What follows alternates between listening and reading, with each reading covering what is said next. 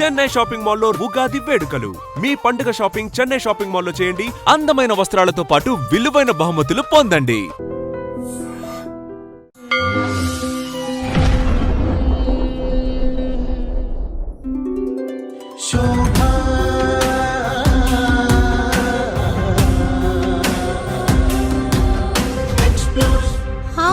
Explore only the truth, the two for you all.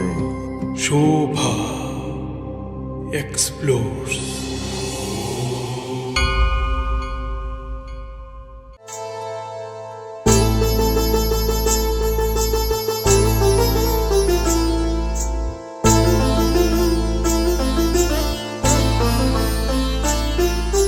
కలిగే నీదే నాకు కైవల్యం. అమ్మా, మీ పాద పద్మాలకు భక్తిపూర్వక నమస్కృతులు. నారాయణ నారాయణ అమ్మవారి ఆశీస్సులు. తొలుతనెవ్వరి మనోహరమైన మీ రూపం దర్శించిన ఒక పారవశ్యంలో మాటలు సరిగా వస్తాయో లేదో అన్న ఒక ఆలోచన ఉంది తల్లి. మీకు మంత్ర మహేశ్వరి అన్న పేరుంది తల్లి. అసలు మంత్రం అంటే ఏమిటి అని మీ అభిప్రాయంలో చెప్తారా తల్లి? తప్పకుండా. మననాత్ త్రాయతే ఇది మంత్రః. దేవతను మనిషిని కలిపేటువంటి ఒక వారధి మంత్రం. మీరెప్పుడైనా అమ్మవారి దర్శనం సాకారంలో చూసారా? చూశాను. అయితే ఒకరోజు కాళీదేవి ఉన్నది. అమ్మవారు అలా కళ్ళు తెరుస్తూ ఉండటం అనేటువంటిది అందరూ చూశారు. మీరు ఏ సంవత్సరంలో ఈ సన్యాసాశ్రమానికి వచ్చారమ్మా? నేను 2000 పరిపూర్ణమైనటువంటి సన్యాస దీక్షను అనుగ్రహించారు. మీరు ఎంబీబీఎస్ చేశారు కదా? అవును అవును అవును. ఇంత అందమైన త్రిమూర్తి ఎంబీబీఎస్ చేస్తున్నప్పుడు ఆకతాయిలతోటి కొన్ని కామెంట్స్ వచ్చి ఉంటాయి తప్పకుండా. నేను గుర్తించుకోలేదు అనే సమాధానం మీ దగ్గర నుండి నేను అది ఇవ్వను. నన్ను క్షమించండి ఈ మాట అడుగుతున్నందుకు. నేను ఒకసారి శ్రీశక్తి పీఠం వచ్చాను తల్లి. అప్పుడు నాకు ఒక గజ్జల చప్పుడు వినపడింది తల్లి. అవును. దాని రహస్యం ఏమైనా చెప్పగలుగుతారా తల్లి ఒకసారి? దేవత ఎక్కడైతే తిరుగుతూ ఉంటుందో ఆ తిరుగుతున్నటువంటి ఆ దేవతా సంచారం. మీకు ఈ ఆధ్యాత్మిక స్థితి ఎలా, ఈ ట్రాన్స్ఫర్మేషన్ ఎట్లా వచ్చింది అని తెలుసుకోవచ్చా తల్లి? పూర్వాశ్రమంలో స్వామివారితో ఉన్నటువంటి బంధుత్వం. పూర్వాశ్రమంలో వారు డాక్టర్ ప్రసాదరాయ కులపతి గారుగా ఉన్నప్పుడు నుంచి కూడాను హోమకుండంలో నుండి ఒక వస్తువు ఎగిరిపడి నా చేతుల్లో పడింది. నేను మీకు శరణాగతి అంటాను తల్లి. నాకు అమ్మవారి దర్శనం చేయించండి. తప్పకుండా తప్పకుండా. అమ్మవారు ఆమె ఎప్పుడు దర్శనం ఇవ్వాలని ఆమె అనుకుంటుందో అప్పుడు ఖచ్చితంగా దర్శనం ఇస్తుంది.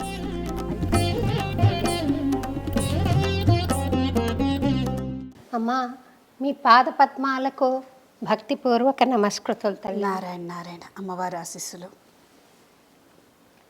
మిమ్మల్ని చూసిన ఆనందంలో మనోహరమైన మీ రూపం దర్శించిన ఒక పారవశ్యంలో మాటలు సరిగా వస్తాయో లేదో అన్న ఒక ఆలోచన ఉంది తల్లి. మీరు ఆలోచించవలసిన పని లేదు. స్వామి మీతో మాటలు పాటలు రెండూ కూడా అద్భుతంగా వచ్చేటువంటి శక్తి స్వామి ఇచ్చాడు కాబట్టి చక్కగా ముందుకు తీసుకెళ్ళగలరు కార్యక్రమాన్ని. సంతోషం. మననాత్ త్రాయతే ఇది మంత్రం అంటారు కదా. మీకు మంత్ర మహేశ్వరి అన్న పేరుంది తల్లి. మంత్రం అంటే ప్రయోజనం చెప్పారు కదా, అది త్రాయతే ఇది మంత్ర అని చెప్పారు. అసలు మంత్రం అంటే ఏమిటి అని మీ అభిప్రాయంలో చెప్తారా తల్లి? తప్పకుండా. మంత్రం అనేటువంటి శబ్దానికి అర్థం ఏమిటో మీరు చెప్పారు. ఇప్పుడు మీరు చెప్తూ మననాత్ త్రాయతే ఇది మంత్ర అనేటువంటి దాని శబ్ద అర్థాన్ని మీరు చెప్పటం జరిగింది.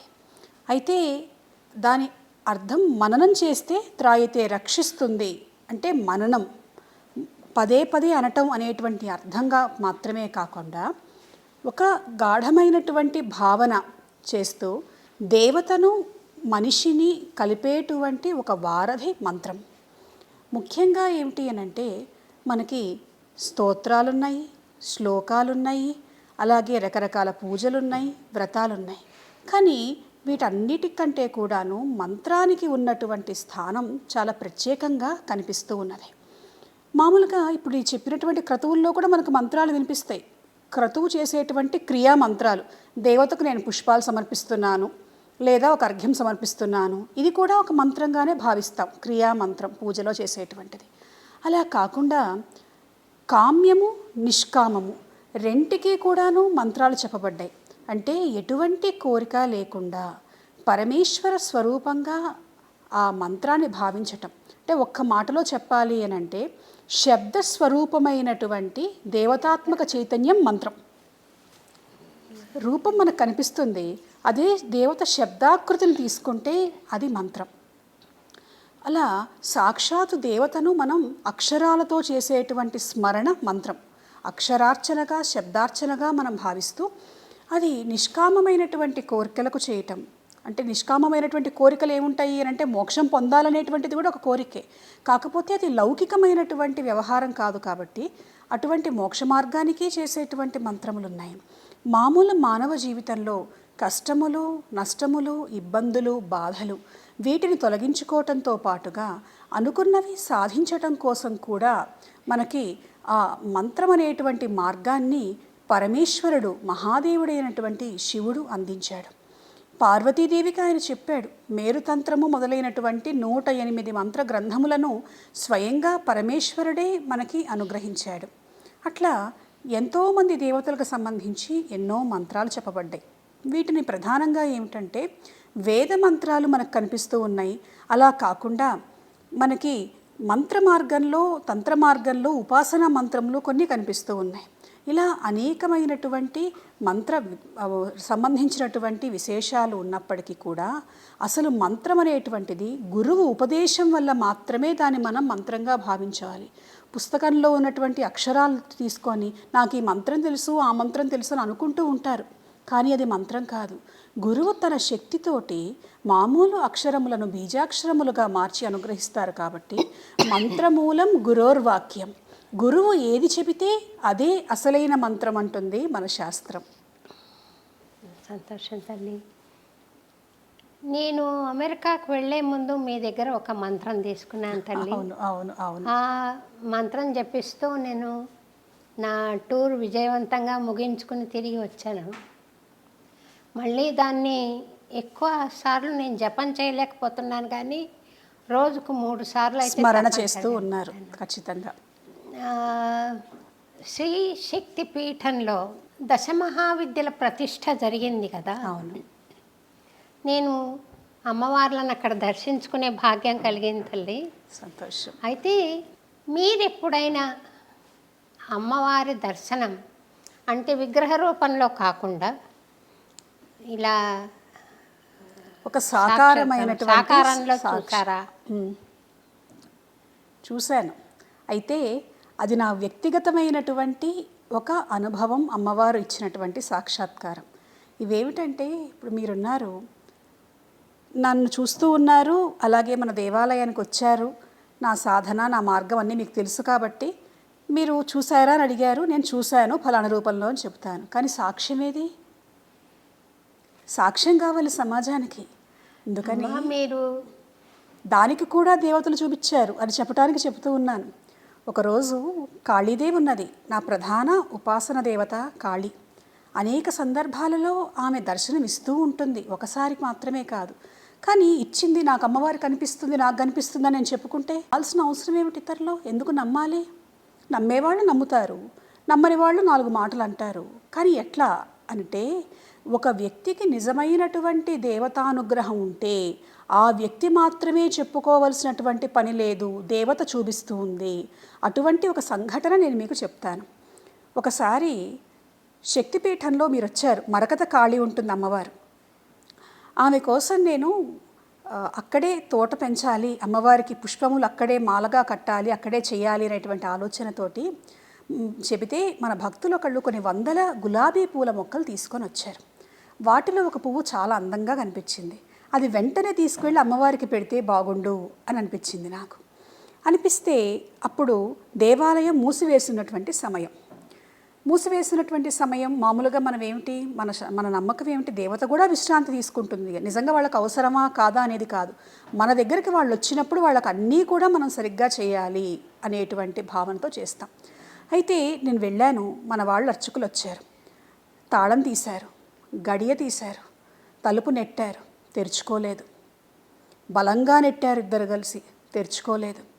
అయితే నేను అన్నాను, అమ్మవారు విశ్రమించేటువంటి సమయము, ఒకసారి తలుపు కొట్టి, అమ్మ ఇలా వచ్చాను నేను, నీకోసం వచ్చానమ్మా, తలుపు తెరవటానికి మాకు శక్తిని ప్రసాదించు అని అడగండి అని అన్నాను.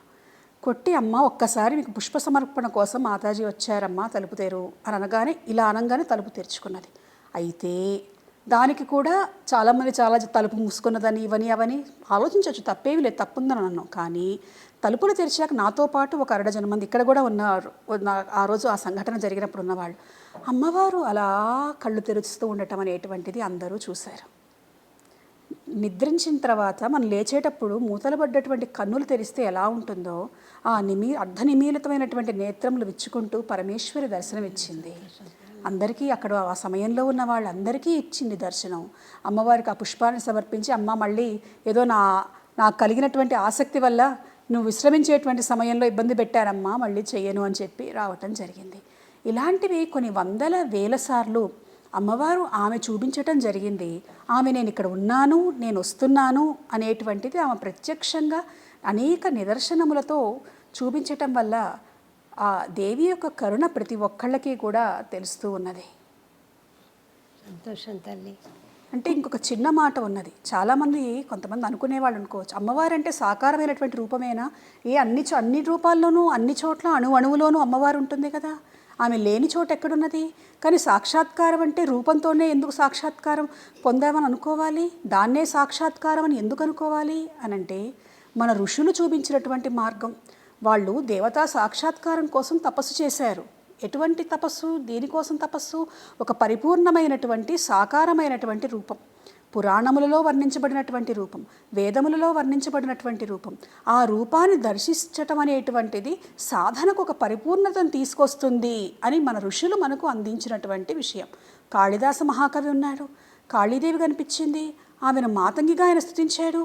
ఏమీ అంతటి మహాజ్ఞాని చెట్టులోనూ పుట్టలోనూ నీటిలోనూ అమ్మను దర్శించలేడా అని అంటే దర్శించగలడు. కానీ మన ఋషులు, దేవతలు మన ఋషులకు అందించినటువంటి మార్గంలో సాకారమైనటువంటి ఆ దేవతా తత్వాన్ని, రూపాన్ని గనక దర్శనం చేసుకోగలిగితే అది ఒక పరిపూర్ణతను తీసుకొస్తుంది ఆ వ్యక్తి సాధనకు అని మన దేవతలు, ఋషులు మనకు అందించినటువంటి మార్గం అది.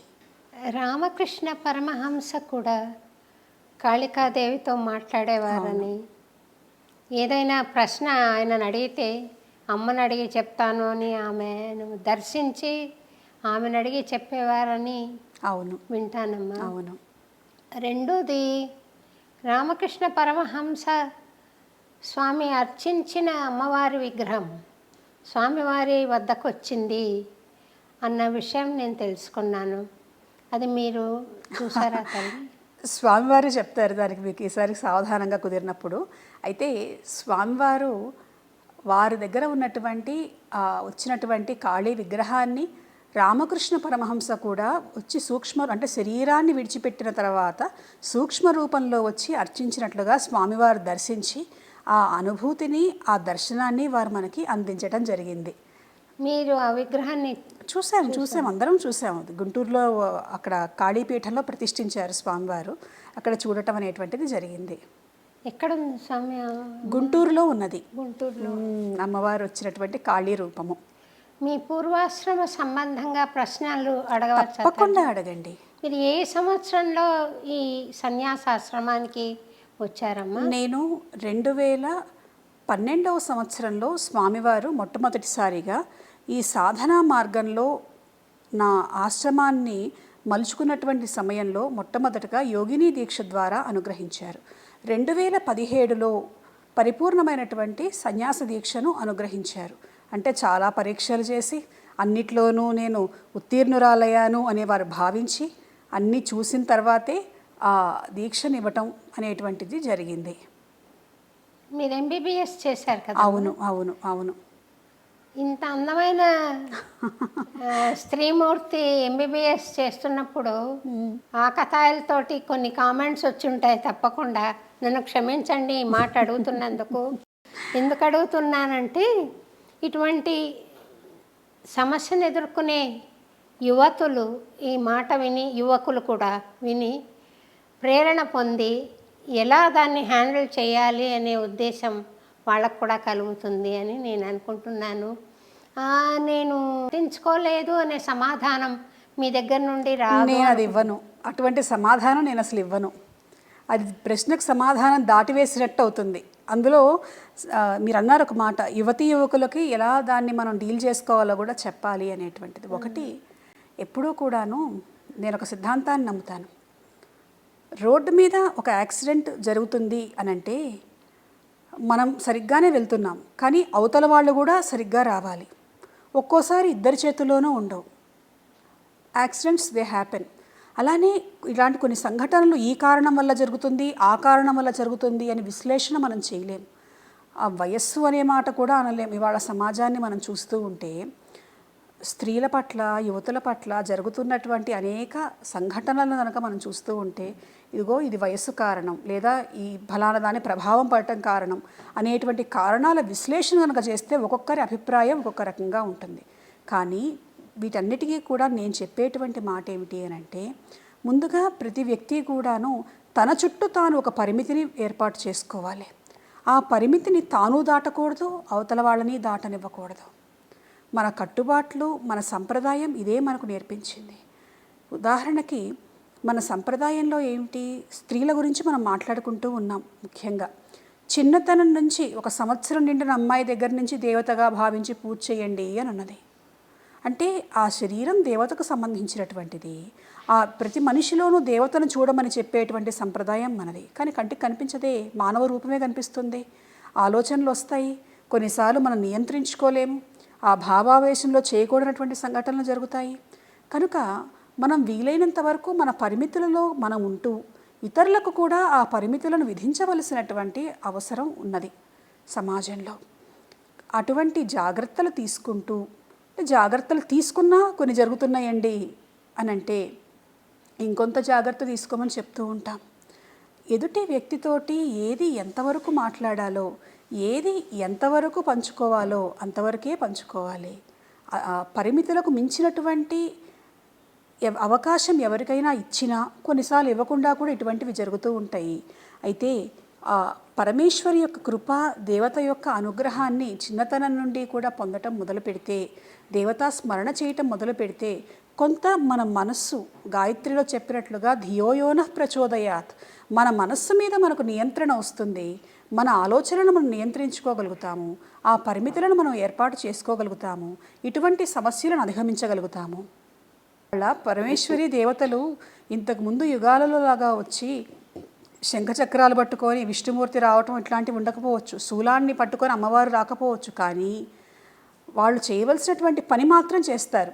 ఏదో ఒక రూపంలో చేస్తారు. చట్టం ద్వారా కొన్నిసార్లు చేయొచ్చు, కొన్నిసార్లు మరొక రూపంలో చేయొచ్చు. కనుక మన జాగ్రత్తలలో మనం ఉండటం, పరమేశ్వరి యొక్క సహాయాన్ని తీసుకోవటం చెయ్యాలి మనం.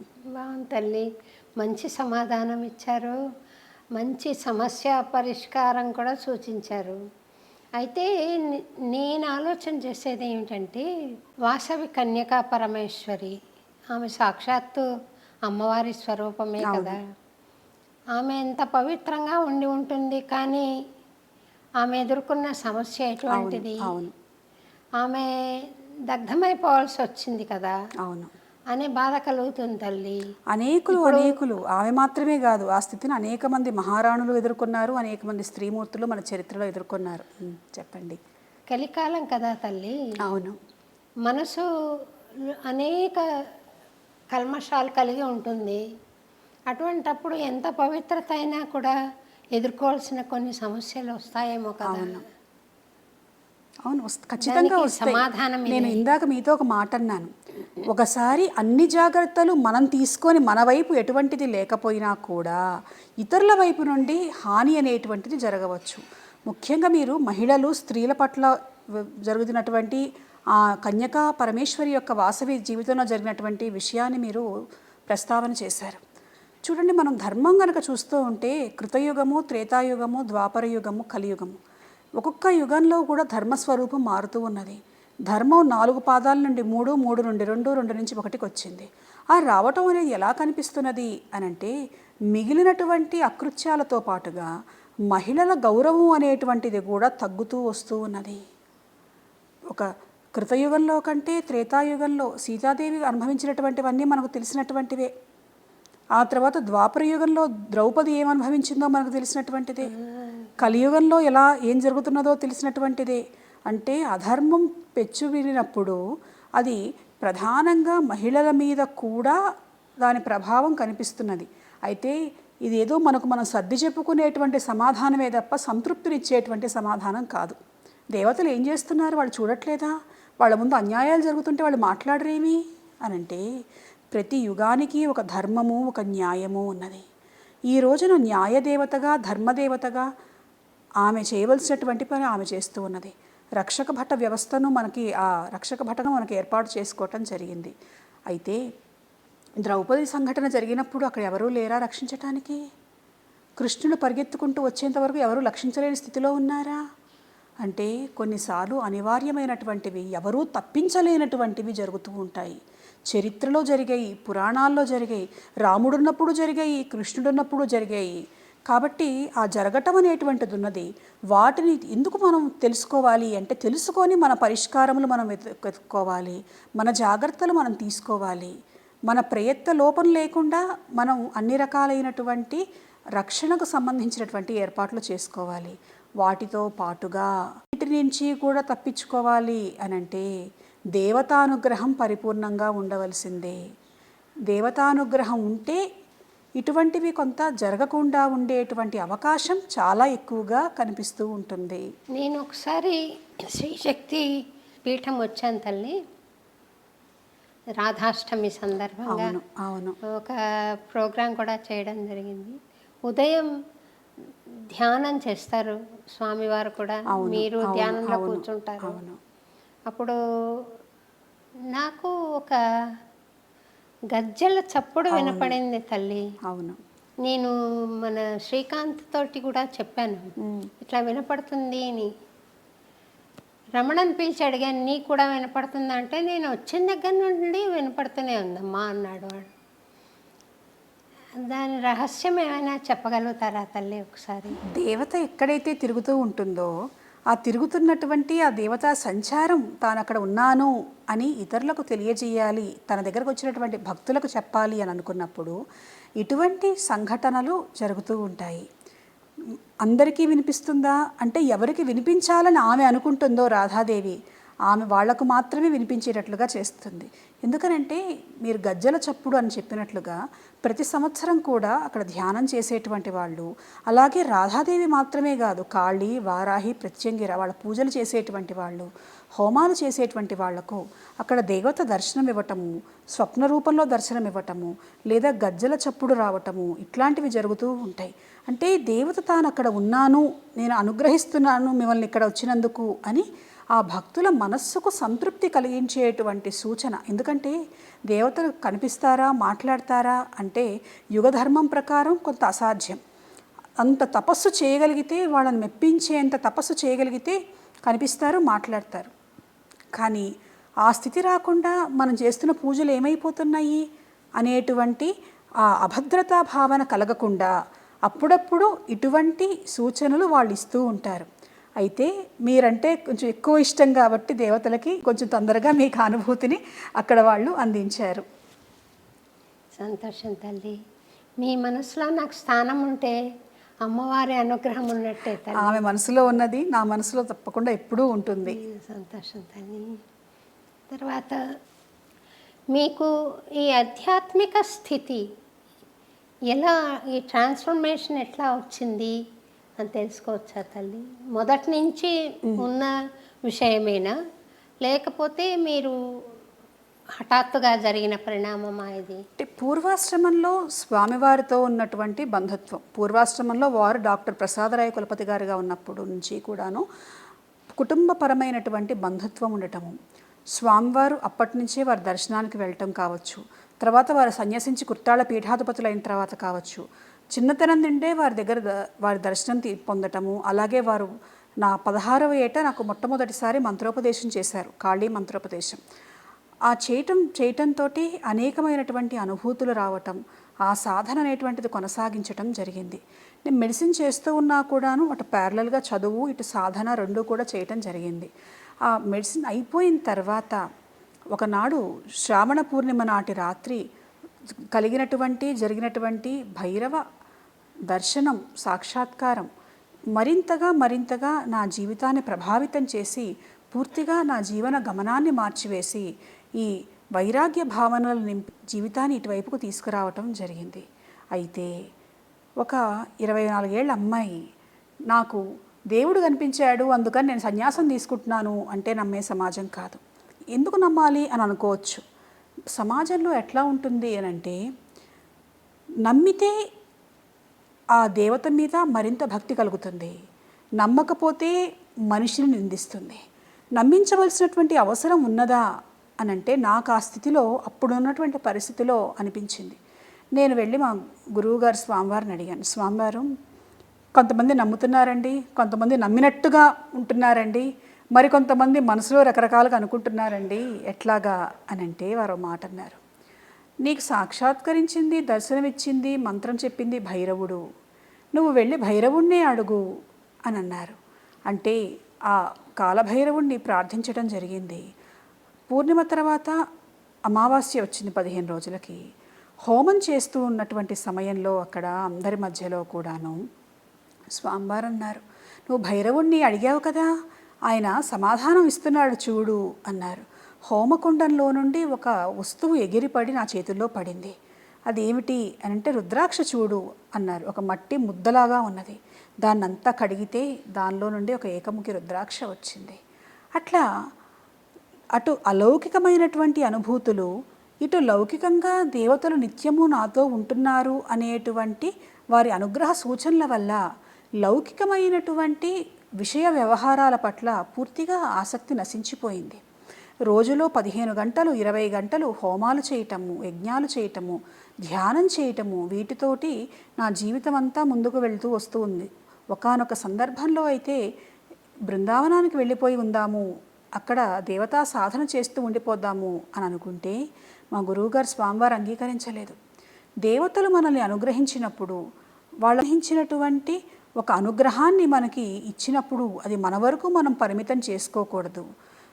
మనకు వీలైనంత వరకు 10 మందికైతే 10 మందికి, 100 మంది అయితే 100 మందికి, 1000 మంది అయితే 1000 మందికి, 1,00,000 మంది అయితే 1,00,000 మందికి ఆ అనుగ్రహ స్వరూపాన్ని మనం చూపించగలగాలి. ఆ దేవతా సామ్రాజ్యంలోకి వాళ్ళందరినీ అడుగు పెట్టించగలగాలి. దేవతల పని మనం చెయ్యాలి అని చెప్పటం వల్ల ఆ ఆలోచన విరమించుకోవటం, ఇక్కడ శ్రీశక్తిపీఠ బాధ్యతలు స్వీకరించటం అనేటువంటిది జరిగింది.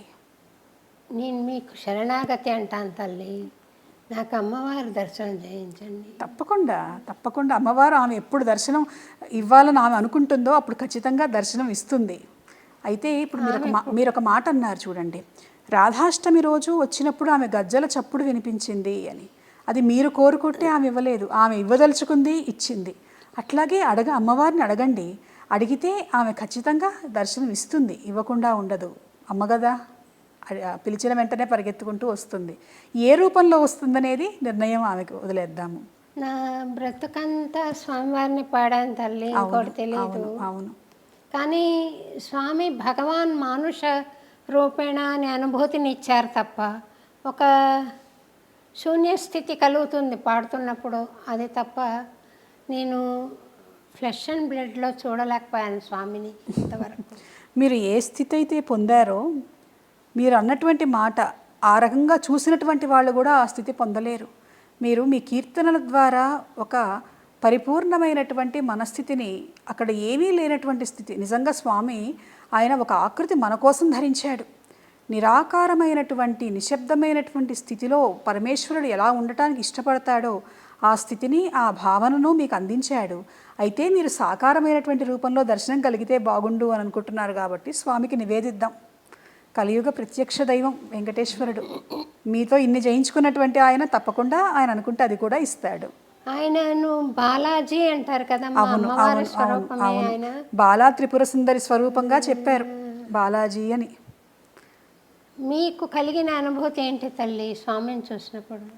స్వామిని చూసినప్పుడు ఎవరికైనా ఒకటే అనుభూతి కలుగుతుంది, మిగిలిన ప్రపంచం ఏది గుర్తుకురాదు. స్వామి మనము అంతే. ఆ దివ్య మంగళ స్వరూపుడైనటువంటి వెంకటేశ్వరుడు కలియుగ ప్రత్యక్ష దైవం. ఆయన నారాయణుడు. ఆయన యొక్క స్త్రీ స్వరూపమైనటువంటి నారాయణి కాళీ నా ఉపాసనా దేవత కనుక ఇద్దరికీ కూడా నేను అభేదం భావిస్తూ ఉంటాం. అప్పుడప్పుడు మేము అమ్మవారికి కాళీదేవికి కృష్ణ అలంకారం కూడా చేస్తూ ఉంటాం, కృష్ణ కాళిగా. కృష్ణుడి యొక్క జీవిత కథలలో బృందావనంలో కృష్ణుడు కాళీ రూపాన్ని ధరించినటువంటి సంఘటనలు మనకు కనిపిస్తూ ఉన్నాయి. అట్లా ఇద్దరూ ఒకటే అనేటువంటి భావనతో మనం ఆరాధన చేయటం అనేటువంటిది ఉన్నది. స్వామి రాసిన పాటల్లో కూడా ఆ అనుబంధం కనపడుతుందమ్మా. దుర్గాదేవి కాళికాదేవి కృష్ణుడు. అవును, నారాయణుడు పద్మనాభ సహోదరి, ఆమె నారాయణి. అమ్మవారు మీకు సాక్షాత్కారం అయినప్పుడు ఈ లోకం ఇంత అశాంతితో కూడుకోకుండా కొంత ప్లెజెంట్గా ఉండడానికి మీరు ఆమె అనుగ్రహం కోరుతూ ఉంటారని నేను ఎప్పుడు నేను ఏ కార్యక్రమం చేసినా, ఏ పూజ చేసినా అభిషేకం, లోకశాంతి, లోక కళ్యాణం. అయితే ఇక్కడ ఒక్క విషయం మనం గ్రహించవలసినటువంటిది ఉన్నది. అమ్మవారు కనుక వస్తే మొత్తం శాంతిమయంగా ఉంటుంది, గొడవలు ఉండవు, యుద్ధాలు ఉండవు అని అనుకుంటాం, బాగానే ఉన్నది. కానీ దేవతలు నిజరూపాలలో ఉన్నప్పుడు కృతయుగంలో చూడండి, లేదా దేవీ భాగవతం అమ్మవారికి సంబంధించినటువంటి చరిత్రలో చూడండి, రక్తబీజుడు కావచ్చు, మహిషాసుడు కావచ్చు, శుంభనిశుంభులు కావచ్చు, అమ్మవారు సాక్షాత్కరించి నువ్వు మారాలి, మారకపోతే నేను సంహరిస్తానన్నా కూడా మారలేదు. అంటే దేవత కంటి ఎదురకుండా ప్రత్యక్షంగా నిలబడ్డా కూడా చెడ్డవాడు మారలేడు, మారలేకపోవచ్చు అనేటువంటిది మన పురాణ వాంగ్మయం మనకు అందించింది. దేశ కాలమాన పరిస్థితుల ప్రకారం, కలియుగ ధర్మ ప్రకారం దేవత ఉన్నది, రక్షిస్తున్నది. కాబట్టి ఇంత కలియుగంలో కూడా ఈ మాత్రం ఈ లోకం ఉన్నది. మన కోవిడ్ వచ్చినప్పుడు కావచ్చు, లేదా భూకంపాలు వచ్చినప్పుడు కావచ్చు, సునామీ వచ్చినప్పుడు కావచ్చు, ఎంతో జరగవలసినటువంటిది కొద్దిపాటి దాంతో పోయింది దేవతా అనుగ్రహం ఉండటం వల్లే. ఈ కాలం కొంచెం తీవ్రంగా ఉంటుంది, ప్రకృతి బీభత్సాలతో అంటున్నారు, నిజమేనమ్మా? కాలానికి ఉన్నటువంటి లక్షణం అదేగా, ఎప్పుడు ఒకలాగా ఉండదు. ఒక్కొక్క సమయంలో ఒక్కొక్క రకమైనటువంటి స్థితిలో మనం గమనించుకోవచ్చు. అందులో రేపు ఉగాది రాబోతూ ఉన్నది, కొత్త సంవత్సరం, కొత్త పంచాంగం, కొత్త రాశి ఫలాలు. దానికి ముందు 3వ తారీఖున గ్రహణం రాబోతూ ఉన్నది. కొంచెం గ్రహణం వచ్చినటువంటి సమయంలో ఏంటంటే అశాంతి కొంత ఉంటుంటుంది. అందుకనే గ్రహణ సమయంలో చేసేటువంటి ప్రత్యేక మంత్రాలు కొన్ని చెప్పారు. రాహుకేతువులు సూర్యచంద్రులకు సంబంధించినటువంటి స్థితులలో ఈ గ్రహణాలు ఏర్పడతాయి. ఈ రాహుకేతువులు తామస శక్తులు కాబట్టి ఆ అసుర శక్తులు విజృంభించేటువంటి సమయంలో కొంతమంది ప్రత్యేకమైనటువంటి దేవతలను గనక ఆరాధన చేస్తే ఆ తామస శక్తి ఏదైతే చెడు ప్రభావం, దుష్ప్రభావం ఏదైతే ఉంటుందో అది మన మీద పడకుండా ఉంటుంది అని మంత్రశాస్త్రంలో అందుకు సంబంధించినటువంటి మంత్రాలు కూడా కొన్ని చెప్పారు, ప్రత్యేకమైనటువంటివి. అంటే ఒకటి మనం చెప్పుకుంటుంటాం, prevention is better than cure అని. అందుకు మార్గాలు అన్నీ మా మహర్షులు మనకు అందించారు. కాకపోతే చేయగలగాలి, చేయాలి. చేసేవాళ్ళు తక్కువ అవుతున్నారు, ఆ మంత్రశక్తి తక్కువ అవుతూ ఉన్నది. అందువల్ల దుష్ఫలితాలు, దుష్ప్రభావాలు, విపరీత పరిస్థితులను మనం ఎక్కువగా చూస్తూ ఉంటున్నాం సమాజంలో. బీజాక్షర ఉపాసన ఉంది కదా అమ్మ, అది ఎవరైనా చేయవచ్చా? ఉపదేశం పొందిన వాళ్ళే? ఉపదేశం పొందితేనే అది బీజాక్షరం అవుతుంది. మంత్రమూలం గురోర్వాక్యం.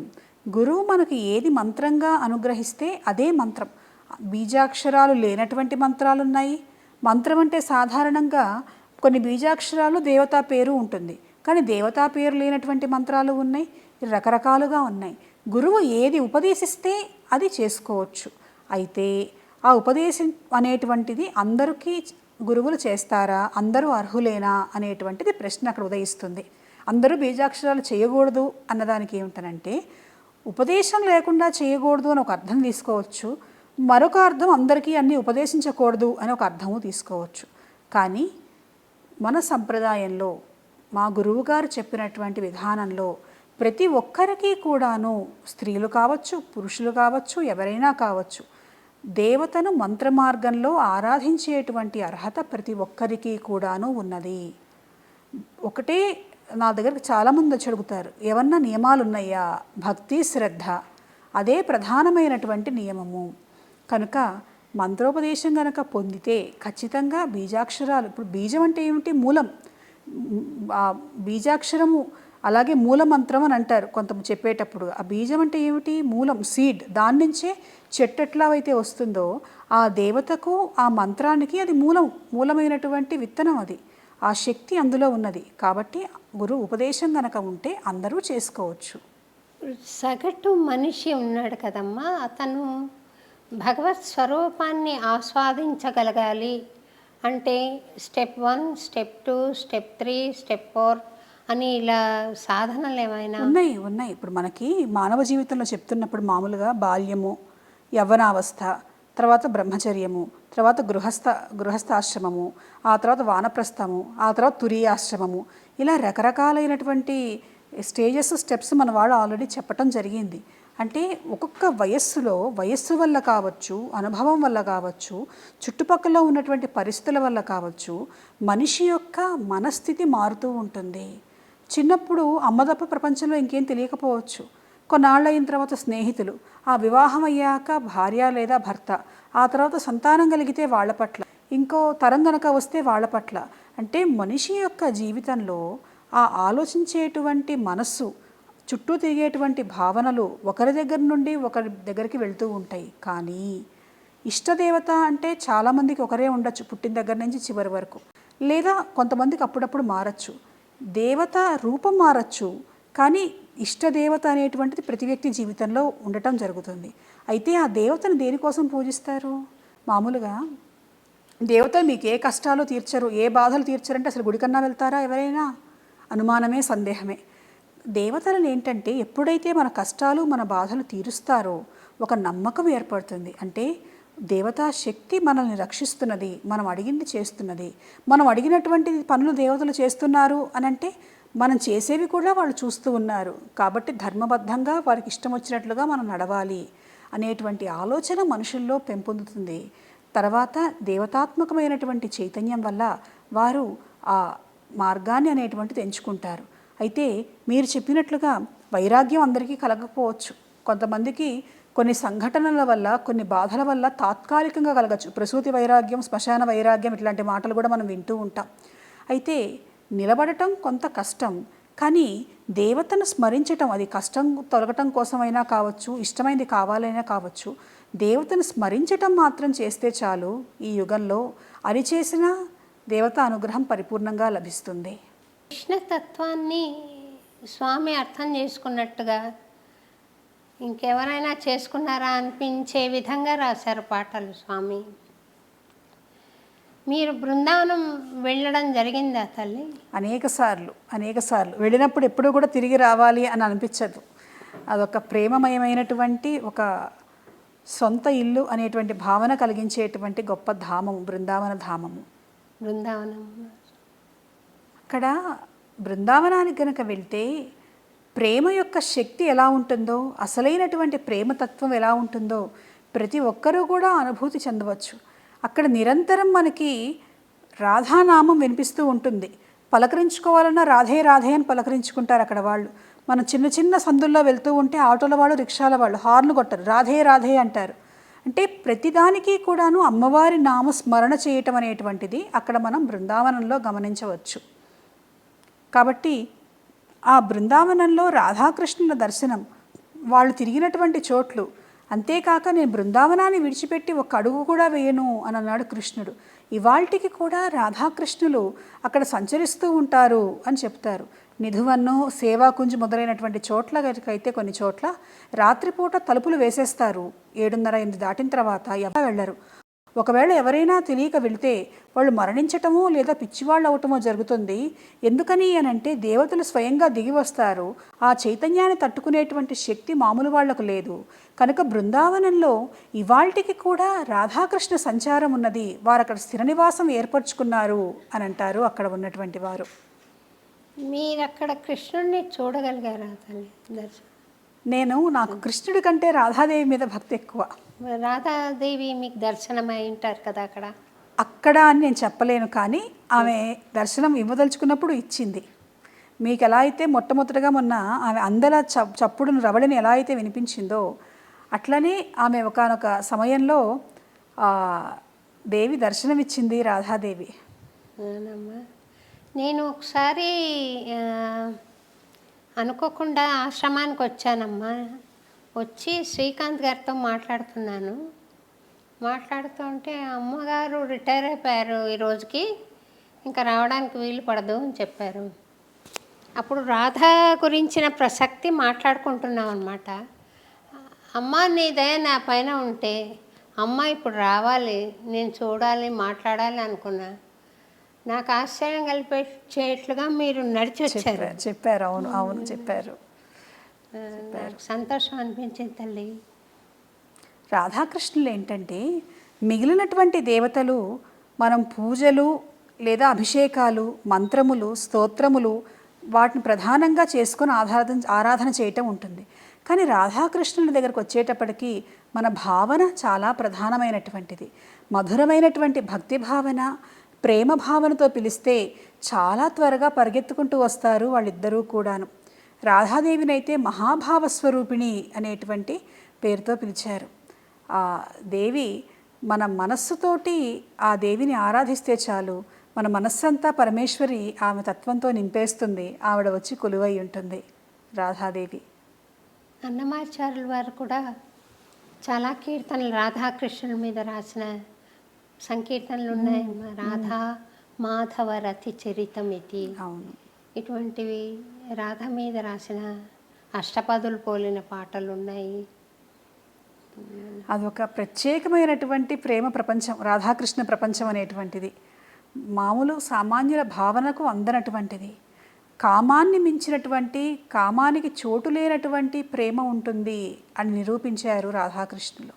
మన్మధుడు కూడా ఓడిపోయాడు ఒకానొక సందర్భంలో. మామూలుగా రాసక్రీడ అనగానే అందరూ రకరకాల అర్థాలు తీసుకుంటూ ఉంటారు. భావనలో ఒక సంఘటన చెప్తారు. ఏమిటి అనంటే, రాసు జరగబోతూ ఉంటే దేవతలందరూ వెళ్ళి చూద్దాము పైన దివ్యలోకాల నుండి అనుకుంటే, మన్మధుడు అన్నట్ట కామం లేనటువంటి రాస మండలి ఎలా ఉంటుంది, నేను అక్కడ వాళ్ళలో ఆ కామశక్తిని ప్రవేశపెడతాను అని అంటే ఆ విషయం కృష్ణుడికి తెలిసింది. అది సాధ్యపడదు, అసాధ్యము అని అన్నాడు. కానీ మన్మధుడు పట్టు విడవకుండా వచ్చాడు అక్కడికి. అప్పుడు రాధాదేవి ఆమె తన సఖి అయినటువంటి లలితను పిలిచింది.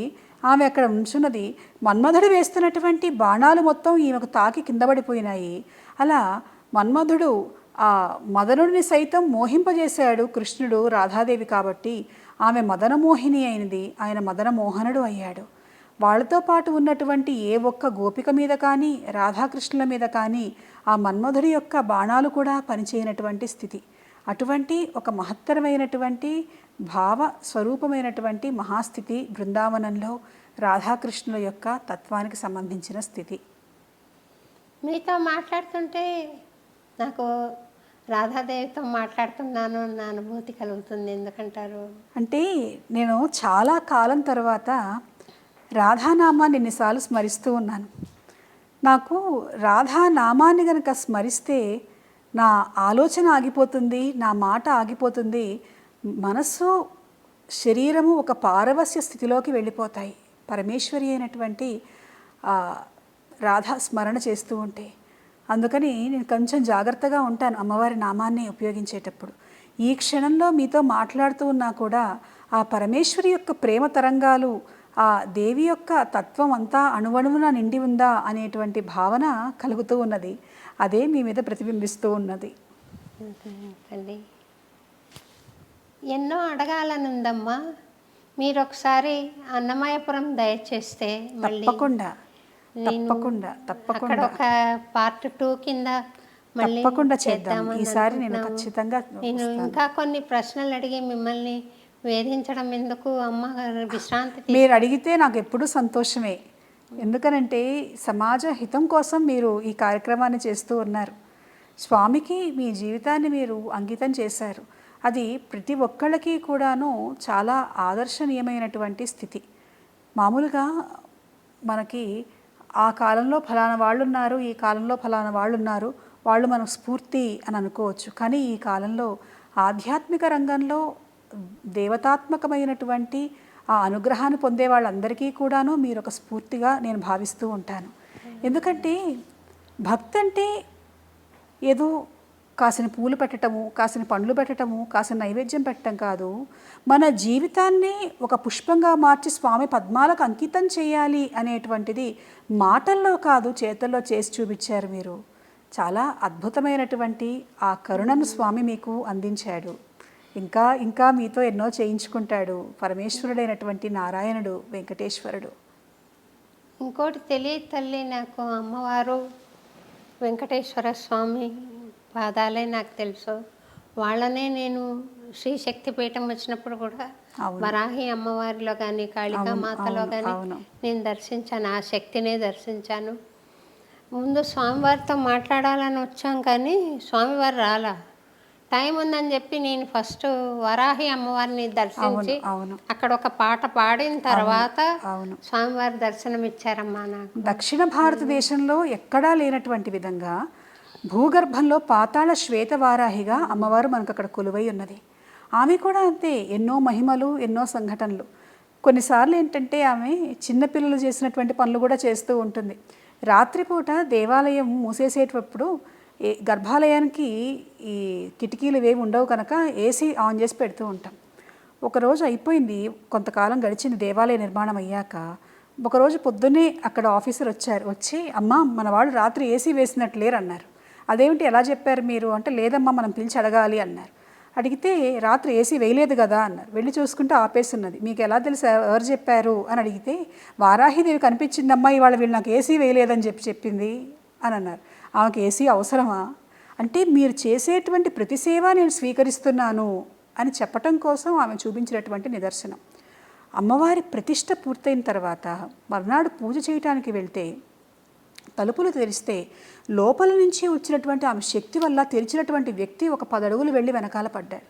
అప్పుడు నేను వెళ్ళి అమ్మని అడిగానమ్మా, భయపడతారు తల్లి నీ శక్తిని చూసి, నువ్వు ఇచ్చేటువంటి అనుగ్రహం వాళ్ళకి భయపెట్టకుండా వాళ్ళ పనులు అయ్యేటి వరకు చూడమ్మా, భయపడితే కష్టం తల్లి అంటే, ఆమె ప్రసన్న రూపంలో మీరు కనుక చూస్తే సాక్షాత్ ఆమె అక్కడ కూర్చొని ఉన్నట్లుగా మనకు కనిపిస్తుంది. ఒక విగ్రహాన్ని చూసినటువంటి భావన రాదు వారాహిదేవిని చూస్తే. ఆ శ్వేతమూర్తిగా అమ్మవారు దర్శనమిస్తుంది మన శ్రీశక్తి పీఠంలో. అంతేకాక తిరుమల ప్రాంతం మనకి వెంకటేశ్వరుడికి కూడా వరాహస్వామి ఆయన అనుమతిచ్చాడు అని మనకు కనిపిస్తుంది. ఆ వరాహస్వామి ఆ ఆది వరాహంగా శ్వేత వరాహస్వామిగా రావటానికి కూడా కారణం వారాహిదేవి అని మనకి పురాణ వాంగ్మయంలో కనిపిస్తూ ఉన్నది. అందుకని అక్కడ ఆ వారాహిదేవిని మనం ప్రతిష్ఠించుకున్నాం. ఇవాళ లక్షలాది మంది ప్రజలు వచ్చి అమ్మను దర్శించుకొని ఆమె అనుగ్రహాన్ని పొందుతున్నారు. చాలా సంతోషం తల్లి, మీరు ఆశీస్సులు అనుగ్రహం ఉంచండి. తప్పకుండా లోకాన్ని అంతటినీ మీ ప్రార్థనలో ఉంచి అది ఎప్పుడూ శాంతియుతంగా జరిపించండి తల్లి. అమ్మవారి ఆశీస్సులు. థ్యాంక్స్ తల్లి. నమస్కారం. And for more videos, please subscribe to iDream. Please subscribe to iDream. Please subscribe iDream. And please subscribe to iDream. For more videos, subscribe to iDream. please like, share and subscribe to the channel. Congratulations, iDream. Subscribe to iDream. Subscribe to iDream. So subscribe to iDream Media. iDream ki iDream team andarki huge congratulations. Please subscribe iDream Media. Please subscribe to iDream. Subscribe iDream. Please subscribe to iDream. iDream అంటే నా కళల channel subscribe చేసుకున్న నోరు తిరుగుతలేదు, మీరైతే గంట గుర్తు కొట్టండి. For more such videos, please subscribe to iDream. Subscribe to iDream. Please subscribe to iDream. Please subscribe iDream Media. Please do subscribe to iDream. Please subscribe to iDream Media. For best entertainment and information, please subscribe iDream. And don't forget to subscribe to iDream.